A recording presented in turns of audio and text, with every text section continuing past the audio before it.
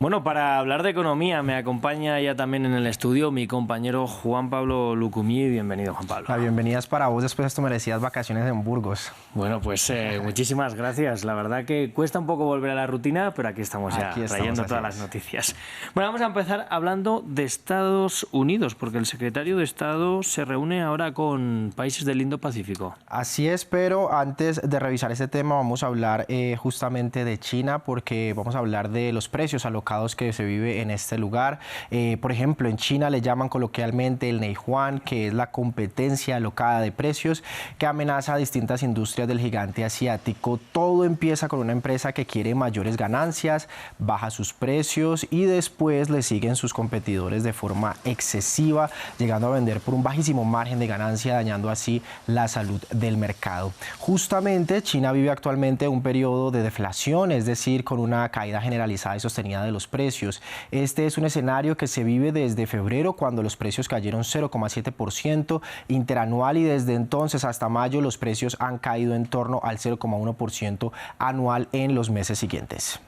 Bueno, Juan Pablo, pero hay que hablar también de que mientras tanto el resto del mundo se preocupa por el aumento de los precios. En China, en cambio, se preocupan por la caída. Es exactamente lo opuesto. La preocupación del resto es al alza constante de los precios, como lo estás diciendo vos, que hace perder el valor al dinero, y en cambio en China desde la pandemia de COVID ha caído la demanda de las personas, algo que hace que las empresas bajen sus precios para motivar a comprar. La desesperación de las empresas por fabricar y vender más crea una sobreoferta en un mercado que no desea comprar, pero además acostumbra a la población a creer que los precios mes a mes seguirán bajando y esperan así un descuento nuevo que supere el descuento actual, intentando entonces comprar al mejor precio.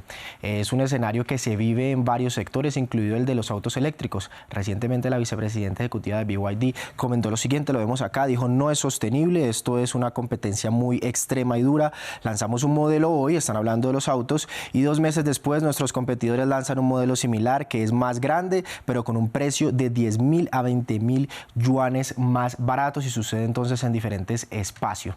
Es también, por ejemplo, lo que sucedió junto con el ChatGPT, esta inteligencia que después pues China lo hizo también en un menor tiempo y mucho más económico. Es un tema con larga tela por cortar, y por eso nos desplazamos hasta la capital china para tener más información al respecto. Andreas Foncillas nos cuenta. Es una visión habitual en las calles chinas: colas inacabables y esperas de horas ante una pastelería o carnicería porque ofrecen descuentos de un puñado de yuanes, es decir, menos de $1 o €1. Ese secular ahorro chino obliga a las empresas a recortar los precios al máximo, y solo las que lo llevan al extremo sobreviven. Eso explica también el éxito de las compañías chinas cuando salen al mundo. Si han triunfado en un mercado interno tan exigente, pueden hacerlo en cualquier lugar. Pero esa política de precios tan competitivos no solo es una ventaja, también puede ser un problema cuando se convierte en una carrera alocada por descuentos y rebajas. Es lo que aquí en China se llama Neijuan, y que el gobierno quiere atajar cuanto antes porque aboca al país a la deflación y a la quiebra de muchas de sus empresas, que sufren márgenes de beneficios cada vez más diminutos.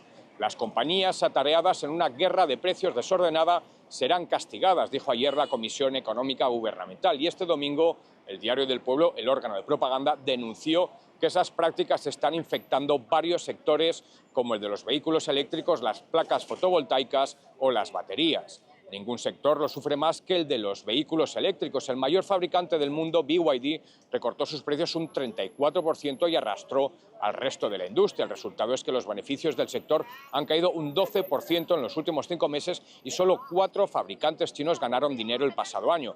Es la sobreproducción, la necesidad de desprenderse de los modelos antiguos y las dificultades de vender en Estados Unidos o Europa por los aranceles los que explican los descuentos. Ganan los consumidores, pero las empresas se ven abocadas a una situación en la que cuanto más trabajan, menos ganan.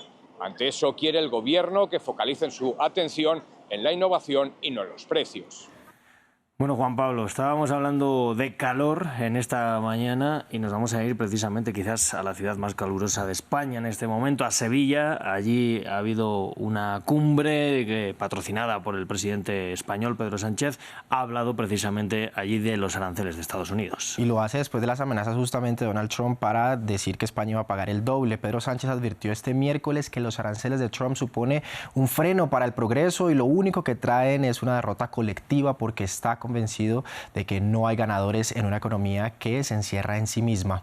Así lo dijo desde la cuarta Conferencia Internacional de la ONU sobre la Financiación para el Desarrollo, que justamente se celebra esta semana en Sevilla, España. Los aranceles no son un arma arrojadiza, son un freno. La sobrecapacidad industrial o la competencia desleal son desafíos reales, evidentemente, pero responder con barreras solo lleva a una derrota colectiva, porque no hay ganadores en una economía que se encierra en sí misma. Por eso yo coincido con la presidenta, es más que urgente reforzar el sistema multilateral, es más que urgente reforzar y renovar el papel central de la Organización Mundial del Comercio y reconocer, por tanto, que el mundo de hoy poco tiene que ver con el que vio nacer el GATT hace casi 80 años o la propia Organización Mundial del Comercio hace 30 años. La economía global ya no se mueve solo por mercancías, son los servicios, son las inversiones, son las compras públicas las que van marcando el peso. Bueno, Juan Pablo, pues esas eran las palabras del presidente español. Vamos a seguir hablando de Europa porque la Comisión Europea ha lanzado una especie de créditos de carbono para alcanzar los objetivos de emisiones. Revisémoslo. El brazo ejecutivo de la Unión Europea dijo que los países miembros podrán usar estos créditos de carbono, que básicamente se trata de canjes que consisten en exonerar al país deudor de parte de su deuda soberana a cambio de que utilice ese porcentaje del monto de esta cancelación en inversiones en educación, sanidad o protección del medio ambiente.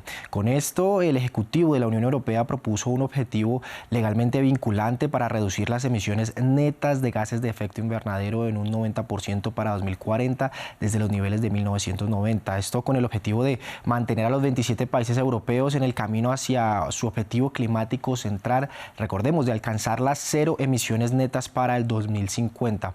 Pero tras la oposición de gobiernos como Francia, Alemania, Italia, Polonia y República Checa, la Comisión también propuso flexibilidad que suavizarían el objetivo de emisiones del 90% para las industrias europeas. Escuchemos. Se ha hablado mucho de las flexibilidades y permítanme profundizar en ello de inmediato. En primer lugar, permitiremos una cantidad limitada de créditos de carbono de alta calidad fuera de la Unión Europea, y estos créditos de carbono tendrán que ser verificables, tienen que estar certificados y tiene que haber más, porque solo así realmente ayudará. Lo que estamos haciendo hoy es dar el siguiente paso en el camino de la Unión Europea para impulsar y mejorar su competitividad, reforzar su independencia y reducir sus emisiones, y lo hacemos presentando una enmienda a la Ley Climática Europea que reduce las emisiones en un 90% en 2040.